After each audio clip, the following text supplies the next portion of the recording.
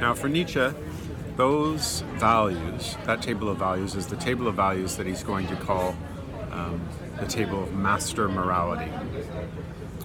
We don't have to worry about the valencing of master morality, slave morality, and its subsequent misuse in various historical narratives after Nietzsche. What he is talking about is an attitude, a disposition. Furthermore, we don't want to suppose that when Nietzsche is talking about master morality and slave morality, as opposed to the morality that's going to emerge, the change from master morality to slave morality, the change from a table of good and bad to a table of good and evil, that he necessarily prefers one system of value over another. He's not entitled to prefer one system of value over the other. As you can recognize, the very possibility of talking about value has to take place within a value system. So to say that one system of values is better than another system of values would presuppose some system of values which enclose them both, which we do not have access to. We are always only trapped within some particular system of value. Okay, so master morality, on Nietzsche's account, the morality he associates with the noble, as he says, is that morality towards which we are naturally drawn. These things like wealth, like food, like sex, like power, all of the things which, as we look around ourselves, we see today, as in the Greco-Roman times, which Nietzsche is using as the setting for his thought experiment. We all just seek. We all tend to prefer. If you gave someone a button, 2 buttons, this person, you've given them a red button and a green button, and every time they press the red button, $1 goes out of her bank account.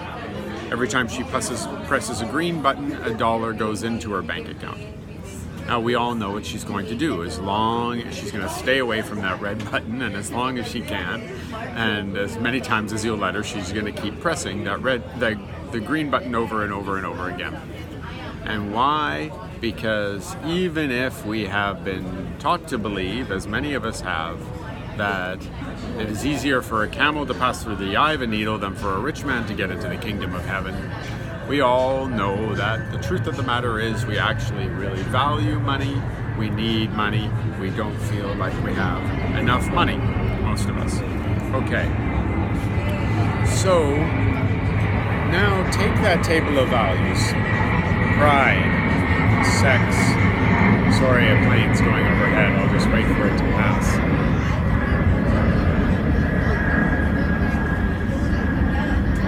I'm a bit tired today, and it's probably showing on my face.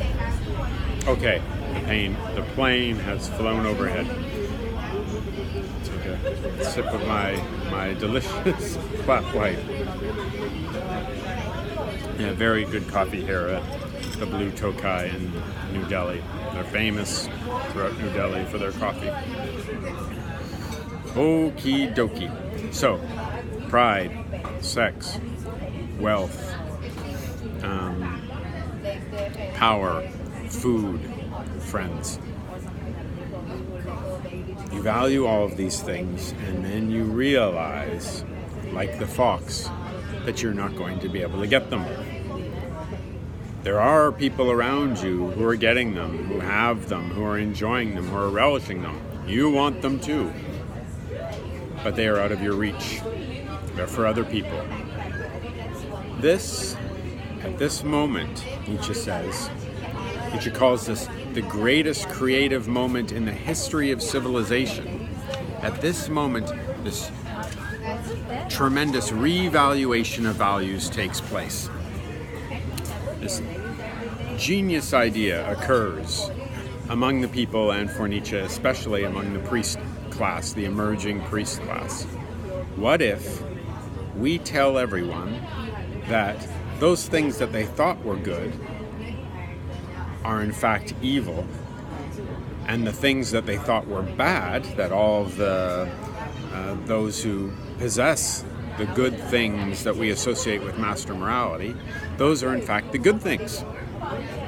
So, what about sex, for example? We will teach them that sex is not a good thing, sex is in fact evil. And denial of the sexual impulse, that is good. What about food? We will teach them that food, something as fundamental as food, is not a good thing. All these feasts and everything, that kind of indulgence of the body is in fact evil. And denial of the body, which comes to be called asceticism, that's what is morally praiseworthy. That's what is good. What about wealth? Well, we've already kind of covered that one. And we will teach them that not only is wealth not good, it is evil. And those who possess wealth are evil, and the seeking of wealth is evil. And to be poor, that is what is praiseworthy. That is what is good. What about pride? We will teach them that pride is evil, and that what is good? Well, the meek shall inherit the earth. Not the proud, but the meek, the humble. And you see how if you take all of the things with which we would normally kind of and naturally associate value and turn them completely on their heads and say, those things that we thought were good are evil, and the people who seek them are evil, and the people who have them are evil. And we who have none of those things, we do not have them like the fox, because we don't want them, because they're sour, because they're evil. And we, in our not wanting them and not having them, are proven to be good. So the old table of values, master morality, good and bad, is turned on its head, and we get the new table of values, what he calls slave morality, good and evil. Now, the principle behind this is ressentiment. It is that this kind of deep psychological force that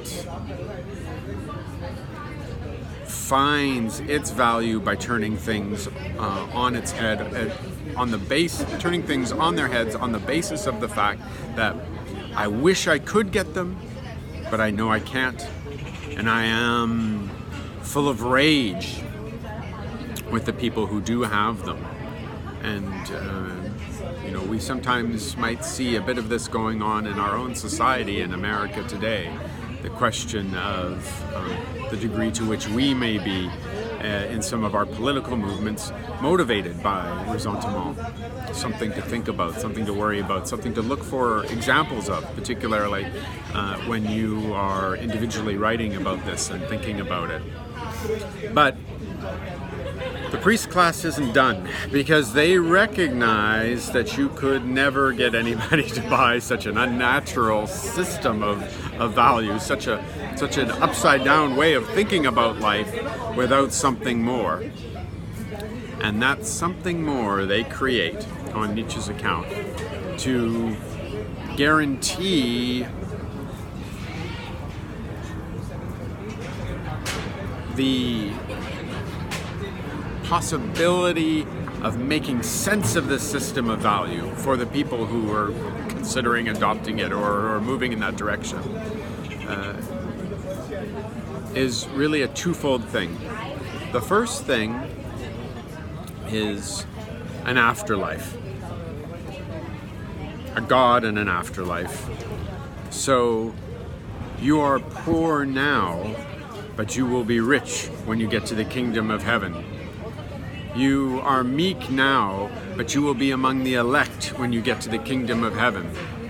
You maybe are unhappy now, but that's a temporary thing, and it's just a proof of the fact that you're living a good life, and when you get to the kingdom of heaven, you will be eternally happy. This life is brief and a test.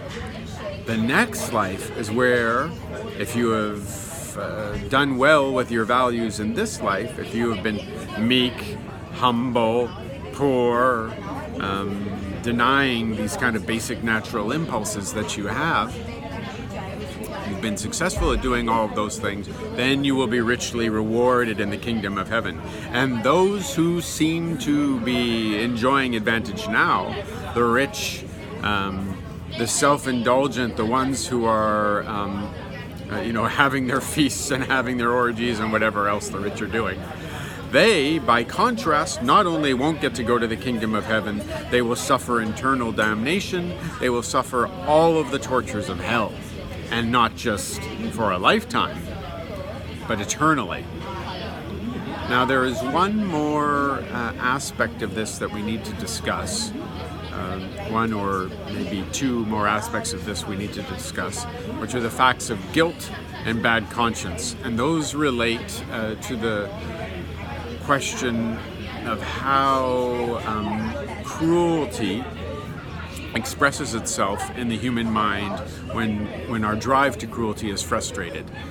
And it is the fact of our feeling guilty that allows the priest to provide a kind of psychological or phenomenological proof to the ordinary person that, in fact, the priest's system of values is the correct one. But I'll save that for a later lecture because I've presumed on your patience enough for today. Thanks so much for listening, and more soon on guilt, bad conscience, and the like.